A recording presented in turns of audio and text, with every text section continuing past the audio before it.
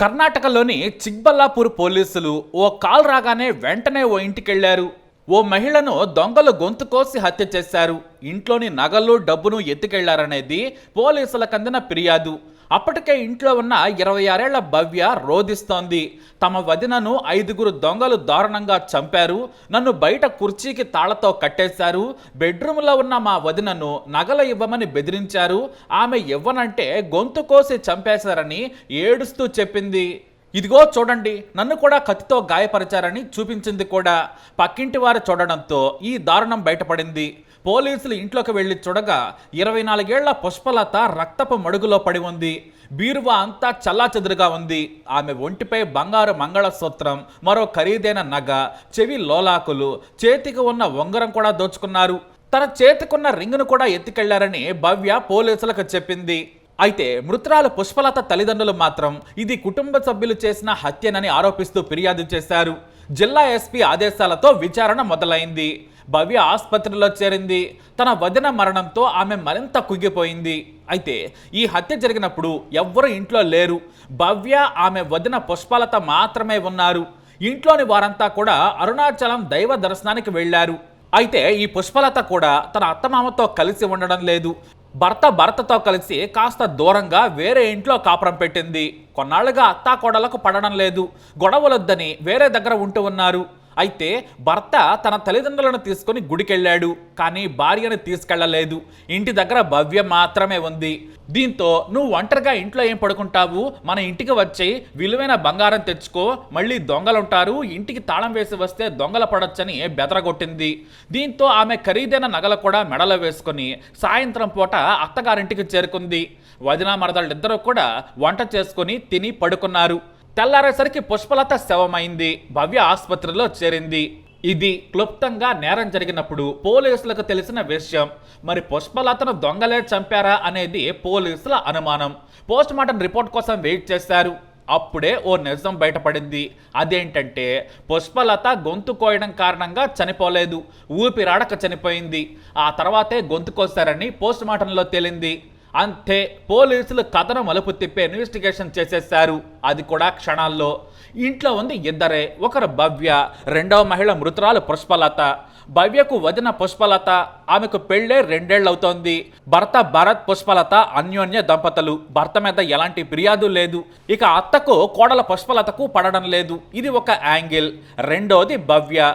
ఈ భవ్యది దివ్యమైన అక్రమ బంధాల చరిత్ర. భవ్యకు హొసకోటకు చెందిన వ్యక్తితో పెళ్ళయింది. అత్తగారింటికి వెళ్ళింది. అయితే ఆమె భర్తకు ఓ దగ్గర స్నేహితుడున్నాడు. తరచూ వారింటికి వచ్చేవాడు. అలా వస్తున్న క్రమంలోనే కత్తిలా ఉన్న కార్ డ్రైవర్తో కనెక్షన్ పెట్టుకుంది భవ్య.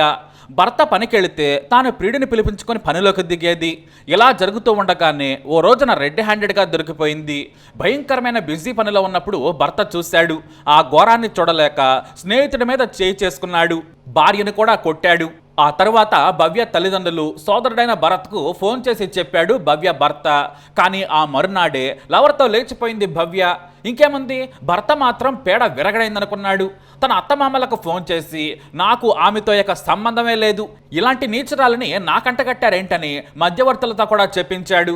ఎందుకంటే ఆమె రేపు బయటకు వెళ్ళిన తర్వాత జరగడానికి జరిగితే నాకేం సంబంధం లేదు, నేను ఆమెను పట్టించుకోనని తెగేసి చెప్పాడు.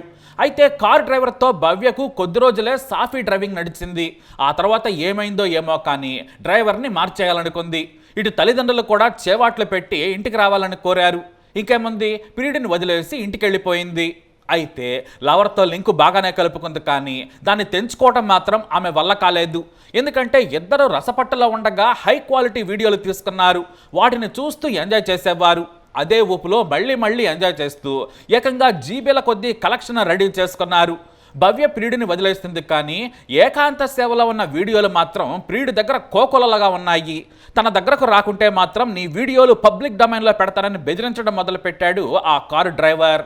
ఇదే విషయాన్ని తన దగ్గరి బంధువు వరుసకు బావయ్యే లోహిత్ కుమార్తో చెప్పుకొని ఎంతో బాధపడింది. అలా ఓదారుస్తూనే లోహిత్ ఆమెకు దగ్గరయ్యాడు. ఆమె కూడా కొత్త ప్రియుడితో మరింత దగ్గరైంది. ఎందుకంటే వీడు కూడా ఇంకో కార్ డ్రైవర్, అంటే ఇంకో డ్రైవర్ని పెట్టుకుందన్నమాట. అయితే ఈ లోహిత్ కుమార్ నీకు నేనున్నాను, నేను నీ వీడియోలు డిలీట్ చేయిస్తానని చెప్పాడు. ఆ తర్వాత ఆమెను నమ్మించాడు. ఇద్దరూ మరింత దగ్గరయ్యారు. ఇక ఆమె దగ్గర కూడా పాత లవర్ వీడియోలున్నాయి. ఆమెతో సన్నిహితంగా ఉన్న ప్రైవేట్ వీడియోలను తన ఫోన్కు ట్రాన్స్ఫర్ చేసుకున్నాడు. ఆ తర్వాత లోహిత్ కుమార్కు ఓ ఆశ కలిగింది. నువ్వు నాకు డబ్బులు ఇస్తేనే సరి, లేదంటే నేనే వీటిని బయట పెడతానని బెదిరించడం మొదలుపెట్టాడు. దీంతో ఆమె రహస్యంగా తన నగలమ్మి తండ్రి దగ్గర తీసుకుని మొత్తం 6 లక్షలు సమర్పించుకుంది. ఆ తర్వాత కూడా డబ్బులు కావాలని బెదిరించడం మొదలుపెట్టాడు లోహిత్. దీంతో సాలిడ్ స్కెచ్ చేసింది భవ్య. ఒక్క దెబ్బకు తన వదిన పేడ విరగడ కావాలి, మా అమ్మ ప్రశాంతంగా ఉండాలి, బ్లాక్ మెయిలర్ రోహిత్ కూడా తన జీవితంలో నుంచి సైడ్ కావాలనుకుంది. నీ ప్రైవేట్ వీడియోలు బయట పెడతాను, నాకు ఇంకా డబ్బులు కావాలని బెదిరిస్తూ ఉండడంతో ఒకటే మాట చెప్పింది భవ్య. నా దగ్గర రూపాయి లేదు, మా వదిన దగ్గర కావలసినంత బంగారం ఉంది, నువ్వు ఆమెను చంపి తీసుకెళ్ళు, నేను సాయం చేస్తానని లోహిత్కు చెప్పింది భవ్య. ఇదే ఫైనల్ సెటిల్మెంట్ అని ఆశ చూపించింది. దొంగలే చంపి దోచుకుపోయారనేలా ఉండాలని స్క్రిప్ట్ కూడా తన కొత్త ప్రీడికించింది. ఈ లోహిత్ రెడీ అన్నాడు. మే 28 రాత్రి సమయం టైం చెప్పింది. తమ వాళ్ళందరూ గుడికెళ్తున్నారు, తమిళనాడు నుంచి రావడానికి 3 రోజులు పడుతోంది, నువ్వు రెడీగా ఉండమని చెప్పింది. మాయ మాటలు చెప్పి వదిన పుష్పలతను ఇంటికి పిలిచింది. నగలు కూడా తెచ్చుకోమని భవ్య సూచించింది. ఆమె చెప్పినట్లుగానే అమాయకంగా నగలేసుకుని తన ఇంటికి తాళం వేసి అత్తారింటికి దారేది అనుకుంటూ మరదలైన భవ్య దగ్గరకు వచ్చింది. అక్కడ తన అత్త లేదు కాబట్టి ఆమెకి ఇబ్బంది కలగలేదు. పైగా భర్త భరత్ కూడా తన చెల్లెల దగ్గర ఉండమని చెప్పాడు. ఇంటికొచ్చి హాయిగా నిద్రపోయింది పుష్పలత. అర్ధరాత్రి దాటిన తర్వాత ప్రియుడు లోహిత్ కోసం తలుపు తీసి ఉంచింది. ప్రియుడు లోహిత్ రానే వచ్చాడు. ఇద్దరూ కలిసి నిద్రలో ఉన్న పుష్పలతను దిండుతో అదిమి చంపారు. ఆ తర్వాత ఆమె ఒంటిపై నగలు దోచుకున్నారు. వాటన్నింటినీ లోహిత్ జేబులో వేసుకున్నాడు. అయితే దొంగలు దోచుకున్నట్లుగా ఉండాలని పుష్పలత గొంతును లైట్ గా కోశారు. లోహిత్ వెళ్లేటప్పుడు భవ్యను కుర్చీకి కట్టేశాడు. ఆమెకు చిన్న చిన్న కత్తిగాయాలు చేసి తలుపులు బార్లా తెరిచిపోయాడు. అలాగే వెళుతుంటే నా ఉంగరం కూడా తీసుకో, లేదంటే నా మీద డౌట్ వస్తుందని భవ్య తన ఉంగరం కూడా ఇచ్చేసింది. ఇక ఉదయం పక్కింటి మహిళ ఏదో పని రావడంతో కుర్చీలో కట్టేసి నిద్రలో ఉన్న భవ్యను చూసి కేకలేసింది. ఆ తర్వాత కేసు పోలీసుల వరకు వెళ్ళింది. అయితే ఇంట్లోకి బలవంతంగా వచ్చినట్లు ఆనవాళ్లు లేవు. చుట్టుపక్కల సీసీ కెమెరాల్లో కూడా ఎలాంటి అలజడి లేదు, రికార్డు కాలేదు.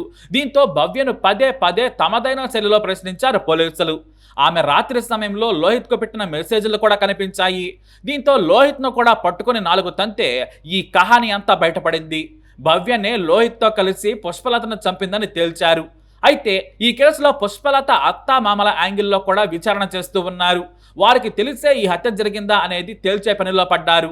ఎందుకంటే కోడలకి అత్తకి పడదు కాబట్టి ఆమెను వదిలేసి వెళ్లారు. పుష్పలత అత్తమామల మాత్రం తన అల్లుడు భరత్ మంచివాడే అని అంటున్నారు. కానీ అన్ని యాంగిల్స్ లో విచారణ చేస్తున్నట్లు ఎస్పీ మీడియాకు తెలిపారు. హత్య జరిగిన 24 గంటల్లోనే ఈ కేసును ఛేదించారు పోలీసులు. మరి భవ్యకి ఎలాంటి శిక్ష పడాలి, మీ అభిప్రాయాన్ని కమెంట్ ద్వారా తెలియజేయండి. ఈ వీడియోపై అప్డేట్స్ కోసం మా ఈ ఛానల్ ఫాలో అవ్వండి, తప్పకుండా సబ్స్క్రైబ్ చేసుకోండి.